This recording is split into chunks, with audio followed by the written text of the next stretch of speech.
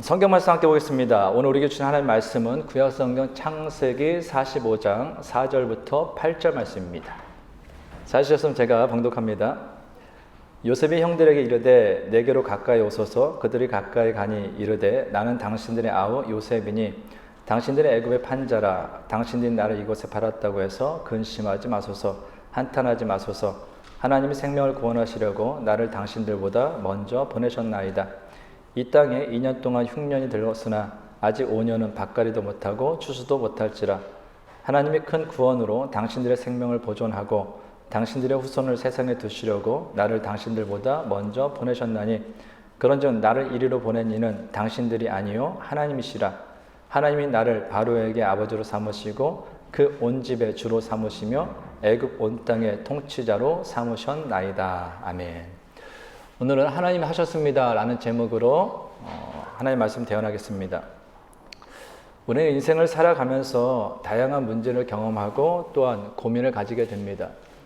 하나의 문제를 해결했다라고 생각하면 또 다른 문제가 또 생기고, 하나의 고민을 해결했다라고 생각하면 또 다른 고민이 찾아오는 것이 우리 인생입니다. 하지만 어떤 문제, 어떤 고민이 있다 할지라도 그것에 대해서 어떻게 생각하느냐에 따라서 인생은 많이 달라집니다.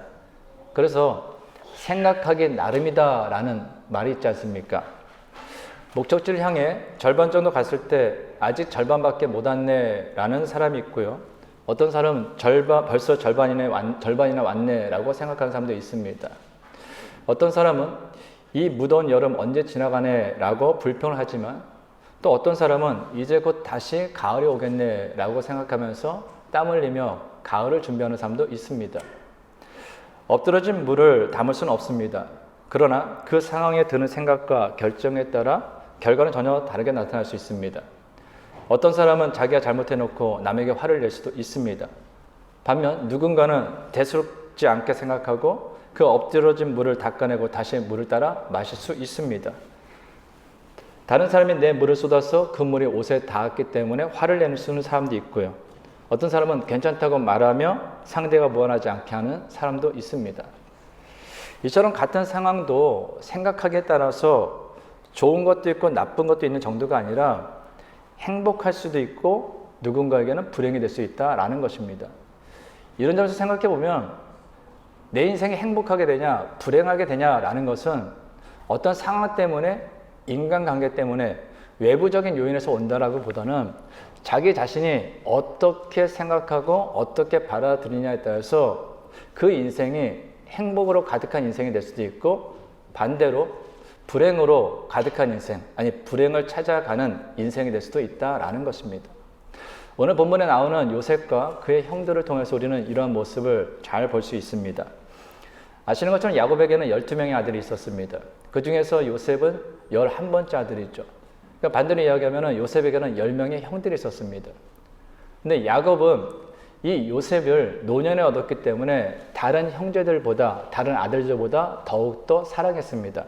창세기 37장 3절 4절입니다. 요셉은 노년에 얻은 아들이므로 이스라엘이 여러 아들들보다 그를 더 사랑하므로 그를 위하여 채색 옷을 지었더니 그의 형들이 아버지가 형들보다 그를 더 사랑함을 보고 그를 미워하여 그에게 편안하게 말할 수 없었더라. 요셉은 야곱이 7년을 며칠 동안 여기며 일할 정도로 사랑했던 라헬과의 사이에서 낳은 아들입니다. 그러니까 야곱 입장에서는 요셉을 보면 볼수록 사랑한 아내 라헬과의 행복했던 추억이 떠오르는 거예요. 물론 라헬과의 사이에서 낳은 또 다른 가장 막내 12번째 되는 베냐민도 있습니다. 근데 베냐민은 요셉과 좀 다른 게 이 라헬이 베냐민을 낳다가 죽거든요.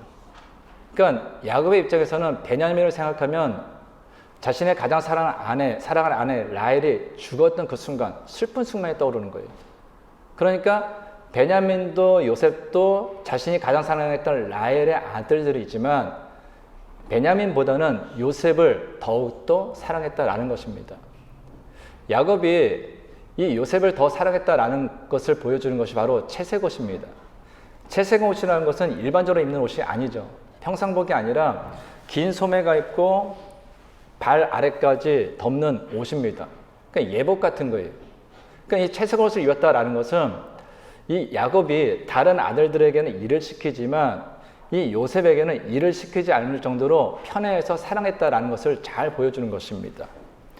그리고 아버지의 사랑에 보답을 하듯이 요셉은 형들이 잘못한 것이 있으면 그것을 그대로 아버지 야곱에게 다 이야기했습니다.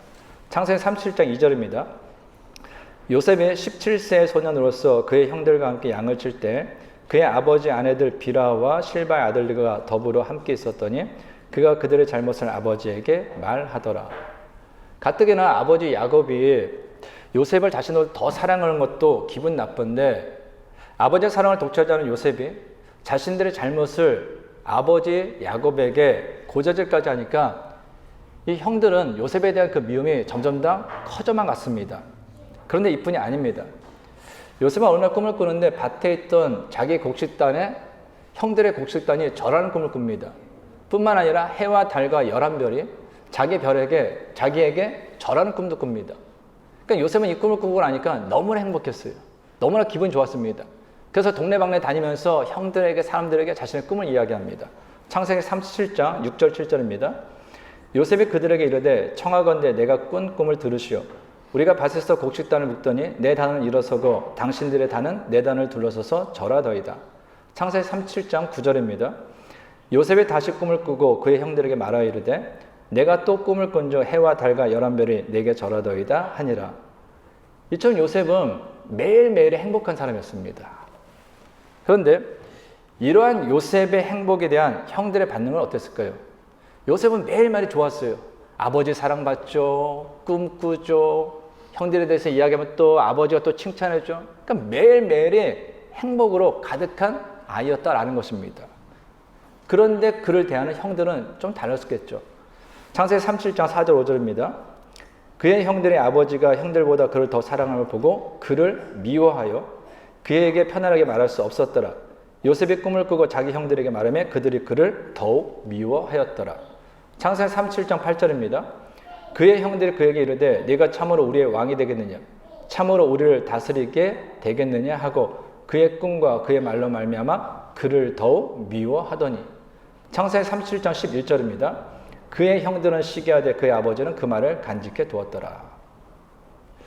동생 요셉이 자기들보다 아버지 사랑을 더 받는 것도 미운데 자기들은 물론 아버지와 어머니가 요셉에게 절하며 섬겨야 될 것은 그 꿈에 대한 이야기를 듣자 요셉에 대한 미움은 시기로 발전합니다.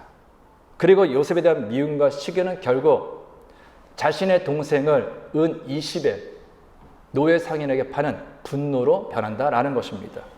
창세기 37장 28절입니다. 그때 미디안 사람 상인들이 지나가고 있는지라 형들이 요셉을 구덩이에서 끌어올리고 은 20에 그를 이스마엘 사람들에게 팔매 그 상인들이 요셉을 데리고 애굽으로 갔더라. 물론 형제 간의 갈등을 일으키는 그 원인을 제공한 사람은 아버지입니다. 아버지의 편애가 형제 간의 미움과 갈등을 만들고 형들이 동생을 노예 상인에게 파는 비극을 만들었어요. 그런데 그렇다고 해서 형들에게 잘못이 없습니까? 그렇지 않죠. 아무리 아버지가 동생을 편애하였다 할지라도 자신들의 잘못을 동생이 아버지에게 일렀다 할지라도 동생이 꾼 꿈을 자기들에게 이야기했다 해가지고 동생 요셉을 미워하고 그 동생을 노예 상인에게 판 그 모든 것을 결정하고 행동한 사람들은 바로 형들이다라는 것입니다. 누가 시킨 것이 아니죠. 그들 스스로 생각하고 판단해서 결정하여 내린 행동이다라는 것입니다. 그렇다면 그들의 동생 요셉을 노예 상인에게 파는 그 잘못을 범한 이유가 무엇입니까? 미움이죠. 아버지의 사랑을 받는 요셉이 미웠기 때문입니다. 아버지에게 자신들의 잘못을 이야기하는 요셉이 미웠기 때문입니다. 밭에 있던 요셉의 단이 일어서자 형들의 단들이 절하는 그 내용의 꿈과 해와 달과 11별이 요셉에게 절을 하는 그 꿈을 꾼 그 요셉이 미웠기 때문입니다. 그런데 한번 생각해 보세요. 정말로 그 모든 것이 요셉의 잘못입니까? 정말로 요셉이 형들에 의해 노예 상인에게 팔릴 정도로 미움을 받아야 할 동생인가? 라는 것입니다. 그렇지 않죠. 요셉이 다른 형제들보다 아버지로부터 더 사랑받은 것은요, 요셉 때문이 아니라 아버지가 그를 더 사랑했기 때문입니다.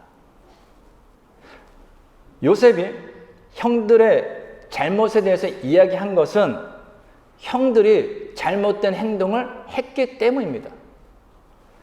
요셉이 형들의 곡식당과 해와 달과 11벌이 자신에게 절하는 꿈을 꾼 것은 하나님께서 그에게 앞으로 일어날 일을 꿈꾸게 하셨기 때문인 거예요.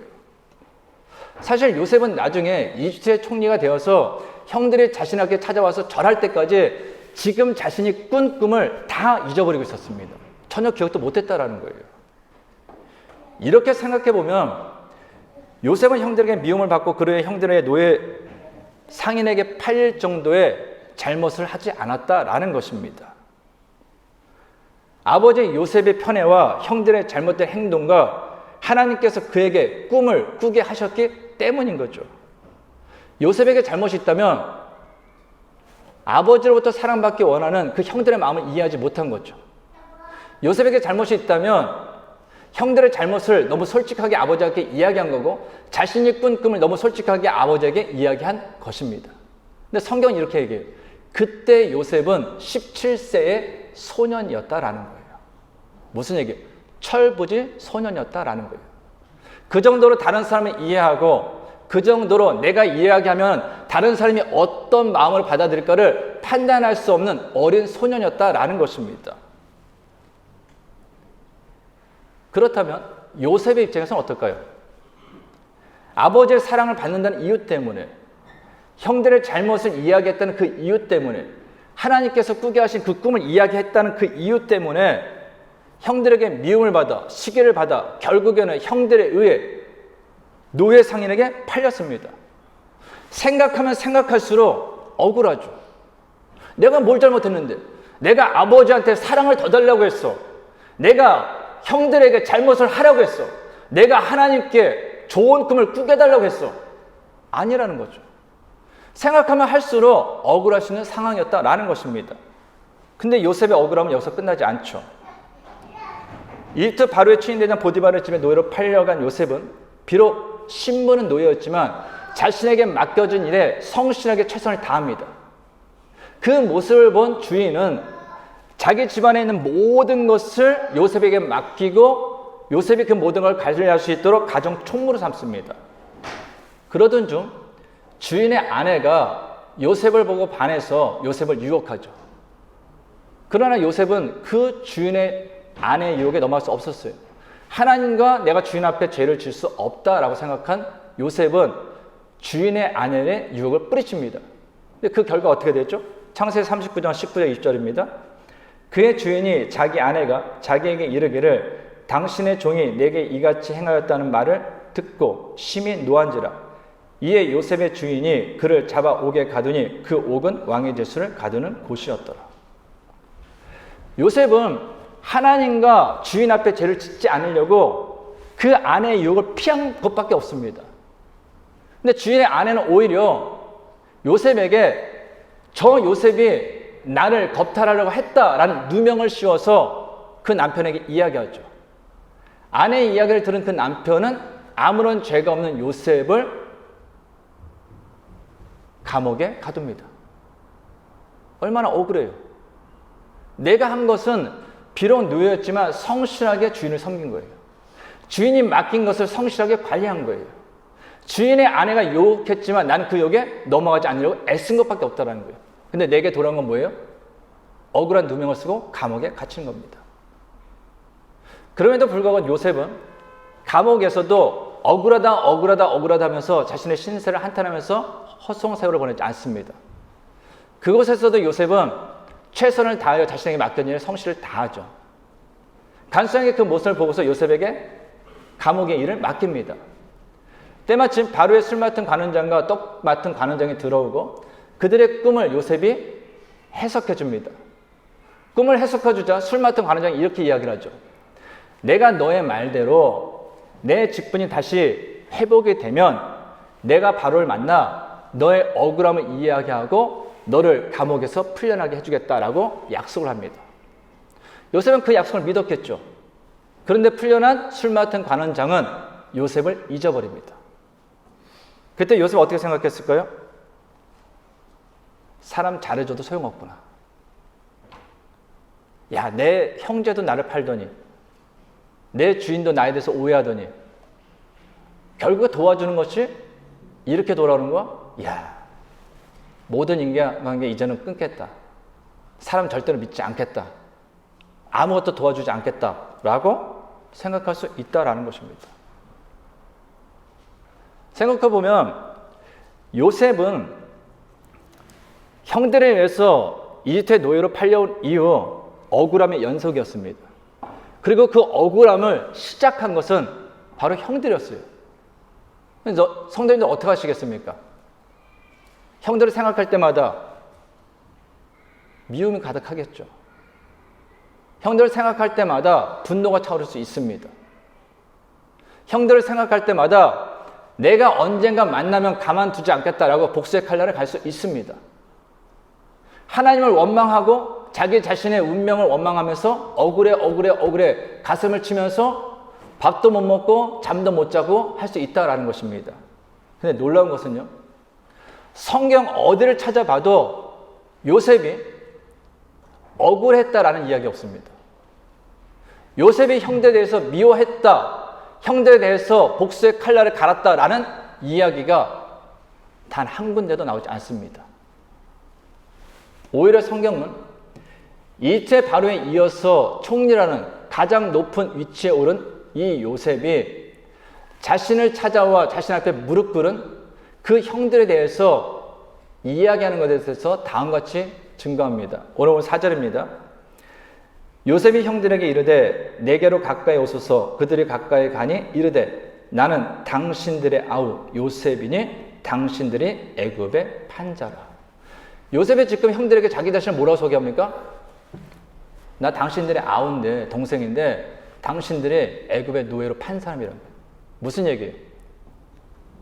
시간이 지났지만 요셉은 잊지 않았다라는 거예요. 자신의 곡식단에 형들의 곡식단이 절하고 별과 해와 11별과 별과 해와 달이 자기에게 절하는 그 꿈은 잊고 지냈지만 형들이 자신을 죽이려고 웅덩이에 빠뜨리고 자신을 은 20에 이집트의 노예로 판 그 일은 단 한순간 잊지 않고 기억하고 있었다라는 것입니다. 그래서 형들 앞에 자신을 이야기할 때 이렇게 얘기하는 거예요. 나 당신들의 동생인데 당신들이 애굽의 판 자입니다. 이 얘기를 들었을 때 요셉의 형들은 움찔했을 거예요. 자신들이 일평생 그것을 숨기고 싶었거든요. 자신들의 동생 요셉을 애굽의 노예로 팔았다라는 것은 자신들과 동생 요셉밖에 아무도 몰랐습니다. 아버지에게도 거짓말했으니까 짐승에 의해서 죽임당했다. 그런데 그 사실을 이집트의 총리가 된 요셉이 이야기를 하니 얼마나 두려웠겠습니까? 그런데 요셉이 이 이야기를 한 것은 형들에게 원수를 갚고자 함이 아니었습니다. 창세기 오늘 보면 5절부터 8절입니다. 당신은 나를 이곳에 팔았다고 해서 근심하지 마소서, 한탄하지 마소서. 하나님의 생명을 구원하시려고 나를 당신들보다 먼저 보내셨나이다. 이 땅에 2년 동안 흉년이 들었으나 아직 5년은 밭갈이도 못하고 추수도 못할지라. 하나님의 큰 구원으로 당신들의 생명을 보존하고 당신들의 후손을 세상에 두시려고 나를 당신들보다 먼저 보내셨나니 그런즉 나를 이리로 보낸 이는 당신들이 아니요 하나님이시라. 하나님이 나를 바로에게 아버지로 삼으시고 그 온 집의 주로 삼으시며 애굽 온 땅의 통치자로 삼으셨나이다. 아멘. 여기에 가장 많이 나오는 단어가 무엇입니까? 하나님이에요.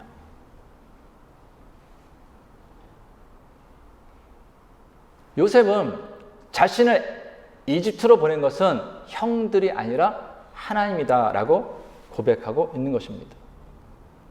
모든 것이 하나님이 하신 일이라는 거예요. 시간을 돌이켜보니까 지금에 와서 생각해보니까 하나님이 7년 동안 있을 그 흉년으로부터 자기 자신은 물론 자기 가족과 주변에 있는 많은 사람들을 구원하시려고 나를 이곳으로 보내셨다라는 고백입니다. 우리 기독교는 하나님의 섭리를 믿습니다. 섭리는 그때는 잘 몰랐는데 내 인생을 돌아보고 내 평생 살아온 길을 돌아보니 당신이 이해할 수 없었는데 지금에서 돌아보니 그 모든 것이 하나님의 인도하심이며 하나님의 일하심이었다라는 고백이에요. 내 인생을 하나님의 인도하심, 내 인생을 하나님의 일하심으로 해석하는 것, 그것이 바로 우리 기독교의 섭리 신앙입니다. 요셉은 자신의 인생을 돌아보면서 하나님의 섭리를 깨달았어요. 물론 내가 잘못한 거면 그 고난을 당하는 게 맞죠. 내가 잘못된 씨앗을 뿌림으로 잘못된 열매 맺는 건 맞죠. 근데 요셉은 생각했어요. 내가 잘못한 게 무엇인가? 내가 잘못한 게 뭐지? 생각해보니 없었어요. 하나님과 사람 앞에 잘못한 게 없었어요. 그럼에도 불구하고 자신이 형들에 의해서 노예 상관에게 팔리고 보디발이 오해해서 나를 감옥에 가두고 술 맡은 관원장이 바로를 만난 데 있고, 근데 2년이나 시간이 지난 뒤에 바로가 꿈을 꿨을 때 그때 술 맡은 관원장이 나를 기억하고, 그래서 내가 바로에게 가서 바로의 꿈을 해석하고 해결책을 알려주니 바로가 나를 이집트에 총리로 세웠어요. 근데 그 꿈은 7년 풍년 뒤에 7년 흉년이 있는 거예요. 그때 깨달은 거죠. 형들이 나에 대한 미움과 시기하는 마음과 질투하는 마음으로 악한 도구로 쓰임 받긴 했지만 결국 하나님께서 나를 여기로 보내셨구나. 나를 사랑해서, 내 가족을 사랑해서, 이 땅에 있는 사람들을 사랑해서 하나님께서 나를 여기까지 보내셔서 7년이란 그 흉년에서 모든 사람이 죽을 그 위기 가운데 나와 내 가족과 내 주변에 있는 사람들을 살리고자 나를 여기로 보내셨구나 라고 그는 깨닫게 된 거예요. 그것을 깨달으니 형들을 미워할 수 없었던 거죠. 형들에 대한 분노도 원망도 없었던 것입니다. 오히려 요셉은 형들을 미워하기보다 아버지 죽음 뒤에도 여전히 아버지가 죽으면 이 동생 요셉이 우리를 죽이지 않을까라는 그 두려움 가운데 있는 그 형들에게 다음같이 위로하며 그들의 자녀들까지 내가 책임지겠다라고 약속합니다. 창세기 50장 20절 21절입니다. 당신들은 나를 해하려 하였으나 하나님은 그것을 선으로 바꾸사 오늘과 같이 많은 백성의 생명을 구원하게 하시려고 하셨나니 당신들은 두려워하지 마소서. 내가 당신들과 당신들의 자녀를 기르리이다 하고 그들을 강국한 말로 위로하였더라. 아멘. 여기서 분명히 이야기하겠죠. 형들이 나를 해하려는 건 나는 안다라는 거예요. 그런데 하나님께서 그것을 선으로 바꿨습니다. 그러면 나는 당신들을 미워하지 않을 것입니다. 당신들에게 복수하지 않을 것입니다. 오히려 나는 당신들과 당신들의 자녀를 끝까지 책임질 것입니다. 라는 결단이에요. 앞에서 생각하기 나름이다 라고 말씀드렸습니다. 동일한 상황이나 동일한 사람에 대해서요, 어떻게 생각하느냐에 따라서 우리 인생은 달라져요. 그렇다고 해서 모든 것을 사회적으로 얘기하는 심리학처럼 상담학처럼 긍정적으로 얘기해야 된다, 긍정적인 마인드를 가져야 된다, 이 얘기가 아닙니다. 우리가 믿는 하나님이 어떤 하나님이십니까? 천지를 창조하신 창조주 하나님이에요. 역사를 주관하신 하나님입니다. 우리의 인생을 인도하시며 우리를 위하여 일하시는 하나님이에요. 그 하나님의 섭리를 믿는 것이 저와 여러분이다 라는 것입니다. 그러므로 우리는 인생을 살면서 우리가 처한 상황, 우리가 만나는 그 인간관계에 대해서 하나님 안에서, 하나님의 계획 가운데서, 하나님의 일하심 속에서 생각해 봐야 한다라는 것입니다. 그러면 감사할 수밖에 없어요. 아시는 것처럼 감사하다라는 영어 단어 thank는 생각한다라는 think에서 어원이 왔습니다. 무슨 얘기예요? 생각하면 생각할수록 감사거리는 있다라는 거예요.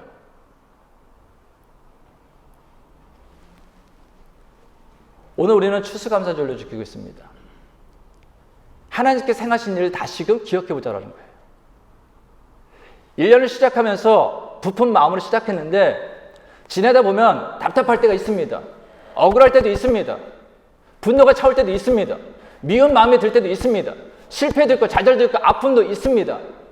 그런데 하나님 안에서 하나님께서 어떻게 행하셨는지 다시금 돌이켜 보라는 거예요. 하나님의 섭리 가운데서 다시금 돌이켜 보라는 거예요. 그러면 하나님의 일하심이 보입니다. 그러면 감사할 것들이 생각납니다. 그래서 추수감사 주일이 지나면 조금 있다가 주님의 오심을 기다리는 대림절이 시작됩니다. 그리고 주님의 오심을 기쁨을 맞이하는 성탄절이 오죠.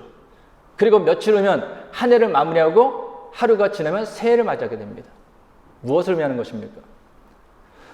진심으로 하나님 안에서 감사할 수 있는 사람만이 진심으로 주님을 기쁨으로 맞이할 수 있다는 것입니다. 하나님 안에서 감사할 수 있는 사람만이 진정 아름답게 한 해를 마무리할 수 있다는 것입니다.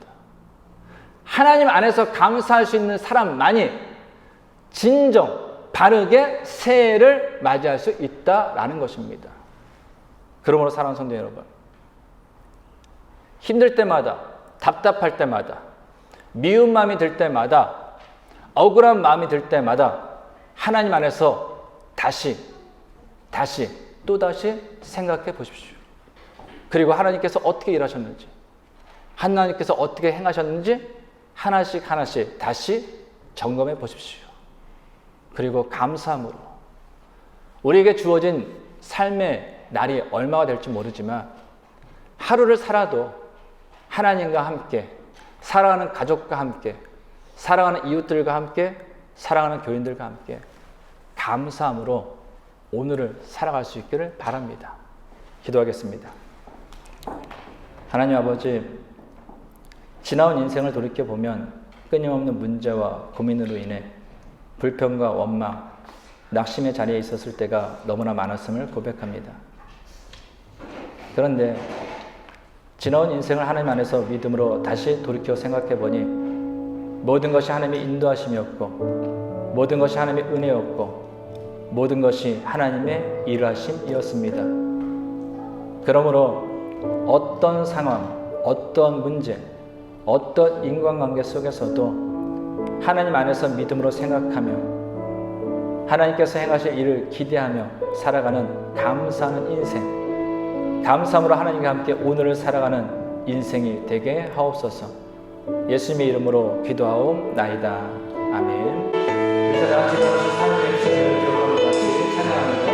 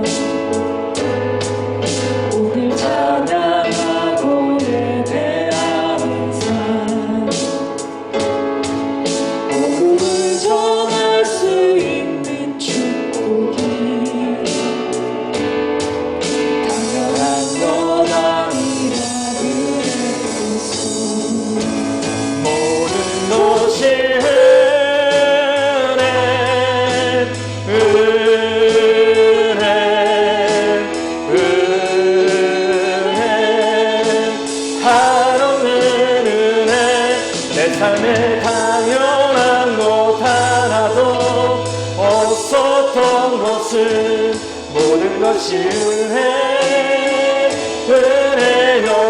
모든 것이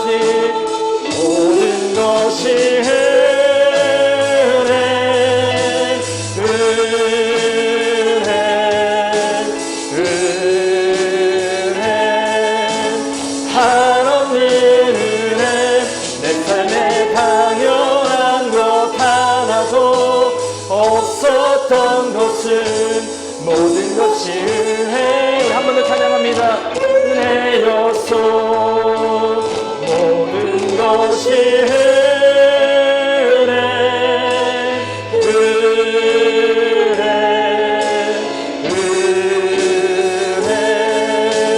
한없는 은혜 내 삶에 당연한 것 하나도 없었던 것은 모든 것이 은혜였어.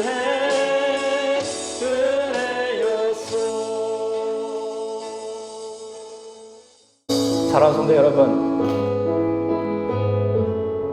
찬송의 고백처럼 당연한 건 없습니다. 숨 쉬는 것이 왜 당연합니까? 밥을 먹을 수 있는 거, 소화되는 거, 일하는 거, 내게 가족이 있는 거, 내게 신앙이 있는 거, 내게 예배드릴 수 있는 예배당이 있는 거, 내게 예배할 수 있는 믿음이 있는 거, 내게 함께 예배할 수 있는 교인이 있는 거, 인생을 살아갈 수 있는 꿈이 있는 거, 내게 푸른 하늘을 볼 수 있는 눈이 있는 거, 나에게 아름다운 것을 보여주는 하늘과 꽃과 새와 수많은 자연이 있는 것, 그것이 어떻게 당연한 것입니까?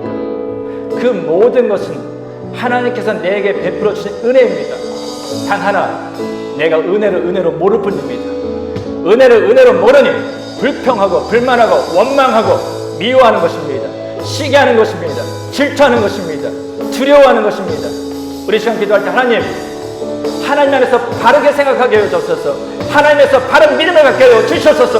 은혜로 알고 감사하게 해 주옵소서. 내가 오늘 숨쉬는 것이 얼마나 큰 은혜인지 알고 감사한 우리가 되게 하여 주옵소서. 우리 주님 앞에 기도합니다. 살아계시옵소서. 하나님 정말로 감사합니다. 하나님, 생각해보면 모든 것이 은혜입니다. 생각해보면 모든 것이 감사할 거리입니다. 은혜가 아닌 것이 없고 감사하지 않을 것이 없습니다. 그러나 하나님이시여, 우리는 악한 마귀 사탄이 주는 그 나쁜 생각으로 인하여서 불평하고 원망하고 질투하고 시험하고 미워하고 두려워하고 낙심하고 좌절했습니다. 하나님이시여, 이제 우리 마음속에 바른 믿음이 있게 하여 주셨소서. 나와 함께 하신 하나님, 내게 위해서 일하시는 하나님의 온전한 믿음 가운데서 감사하게 주옵소서. 감사함으로 오늘 인생을 살아가게 하여 주셔서, 감사함으로 사람을 예하게 하여 주셔서, 감사함으로 일하게 하여 주셔서, 감사함으로 공부하게 하여 주셔서, 감사함으로 정신을 놓게 하여 주시고, 감사함으로 오늘 사람을 예하게 하여 주셔서, 그래서 우리 인생에 감사를 가득하는 인생이 되게 하여 주셔서, 하나님 앞에 서실 때 하나님 정말 감사합니다. 감사를 가득하게 하여 주셔서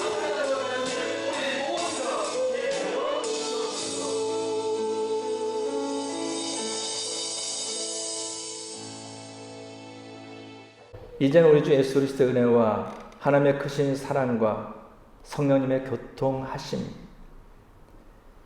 인생을 살면서 때로는 뜻하지 않은 문제와 어려움과 인간관계로 인해서 낙심할 때도 있고 실망할 때도 있고 눈물을 흘릴 때도 있지만 늘 언제나 변함없는 사랑과 하나님의 은혜를 베풀어 주시는 그 하나님께서 늘 언제나 나와 함께 하시며 늘 언제나 나를 사랑하시며 나를 위해서 가장 좋은 길을 인도하시고 나에게 행하실 그 일을 기대하며 언제나 하나님께서 주신 그 오늘이라는 소중한 시간을 감사함으로 살아가기 원하는 모든 성도들과 가정과 세우신 기업이 이제부터 영원까지 함께 하시기를 간절히 축원하옵나이다.